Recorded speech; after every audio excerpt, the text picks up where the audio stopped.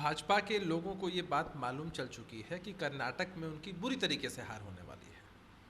तो आखिर मुद्दों की बात तो ये करते नहीं हैं, न देश के मुद्दों की बात करते हैं, न प्रदेश के मुद्दों की बात करते हैं।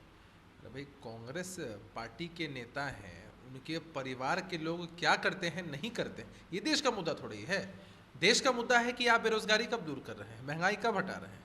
इन मुद्दों पर आप बात करते नहीं हैं, दिशा भ्रमित होते हैं, क्योंकि आपको नतीजे का आभास पहले ही हो चुका है। उन्होंने ये भी कहा कि आजकल गलत सलत गारंटी लोगों को बिल्कुल बांट रही है कांग्रेस पार्टी। प्रधानमंत्री जी लेजिस्लेशन के सर्वोच्च पद पर हैं और इस बात को वो या उनकी पार्टी या लोकतंत्र में भाग लेने वाली हर एक राजनीतिक दल को इस बात का आभास होता है कि मतदाता मालिक होते हैं, जनता मालिक होती है। आप भी अपने वादों को लेकर के जाइए।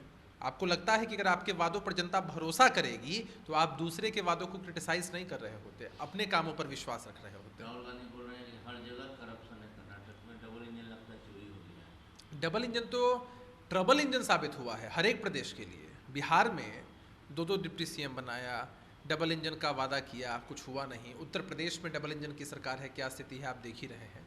तो ये लोग डबल इंजन का वादा करते हैं और असल में उसको ट्रबल इंजन बना देते हैं।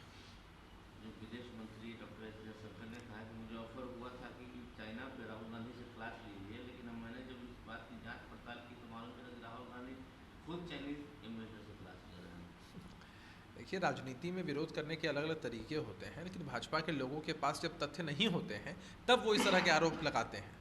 अरे भाई, अगर आपके पास तथ्य हैं तो देश के सामने रखिए ना। अगर आपके पास तथ्य होते तो भी आप लोग राजनीति में जो पॉलिटिकल ड्रामा है वो कर रहे होते। जो इरफान अंसारी हैं झारखंड के एमएलए, उन्होंने कहा कि अगर वहाँ केरला स्टोरी लगेगी तो तोड़ फोड़ होगा सिनेमा हॉल में। ये कौन सी बात हो गई? अरे भाई, किसी भी मूवी को लेकर किसी के पास कोई अधिकार या कॉपीराइट है क्या? सेंसर बोर्ड ने अगर उसको पास किया है, उसके कंटेंट्स को अगर दर्शक देखना चाहते हैं तो कोई क्यों रोकेगा? तेजस्वी यादव कहते हैं कि हमारी जो सरकार है नीतीश कुमार की लीडरशिप में वो डिटरमाइन है कंडक्ट कराने के लिए कास्ट सेंसस। सरकार की मंशा शुरू से स्पष्ट रही है। हम लोग तो चाहते थे, हमारे नेता चाहते थे कि देश के स्तर पर जातीय जनगणना हो, लेकिन केंद्र सरकार के उन्मुख रवैये के बाद बिहार में जातीय गणना बिहार सरकार ने अपने खर्च पर प्रारंभ कराई। सभी दलों का समर्थन मिला, सदन के अंदर सदन के बाहर, कैबिनेट से भी प्रस्ताव पारित हुआ।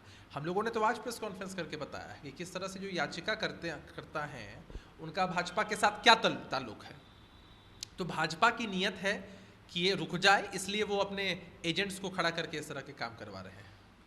ये डीके शिव कुमार कहते हैं, उन्होंने पूरी चुनौती दी है हेमंत बिश्व शर्मा को कि आइए डिबेट कीजिए और डीएनए पर बात कीजिए हमारा आपको डीएनए। देखिए, हेमंत बिश्व शर्मा जी के बारे में क्या कहना है?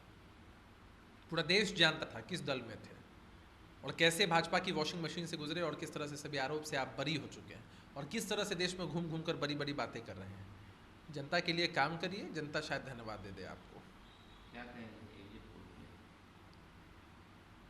देखिए, एग्जिट पोल में तो एक अनुमान लगाया जाता है विभिन्न एजेंसियों के द्वारा। हमारा ऐसा मानना है कि लोकतंत्र में मतदाता मालिक होते हैं। अलग अलग पार्टियां अपने अलग अलग वादों को लेकर इलेक्शन में जाती हैं। हमें नतीजों का इंतज़ार करना चाहिए। नतीजे जब आएंगे तब स्थिति स्पष्ट हो जाएगी। ये राकेश टिकैत कहते हैं कि 21 तारीख तक का समय दिया गया है, जो अगर वहाँ बैठे हुए हैं, अगर वहाँ तक फैसला नहीं होता है तो आप पंचायत में बड़े फैसले लेंगे। देश आज किस दिशा में जा रहा है, किस तरह से कई किसानों को अपने प्राणों की बलि देनी पड़ी थी, तब जाकर काला कानून वापस लिया गया। आज हमारे पहलवान, हमारे खिलाड़ी चिंतित हैं, जिस तरह से धरना पर बैठे हैं। देश के युवा चिंतित हैं, नौजवान चिंतित हैं। आखिर सरकार किसके लिए काम कर रही है? सिर्फ उद्योगपतियों के लिए? इतने लोगों के विषय में सोचना सरकार की जवाबदेही थी, लेकिन जब तक दबाव नहीं पड़ता है, जब तक आंदोलन नहीं होता है, तब तक सरकार के कान पर जूं नहीं रेंगती है।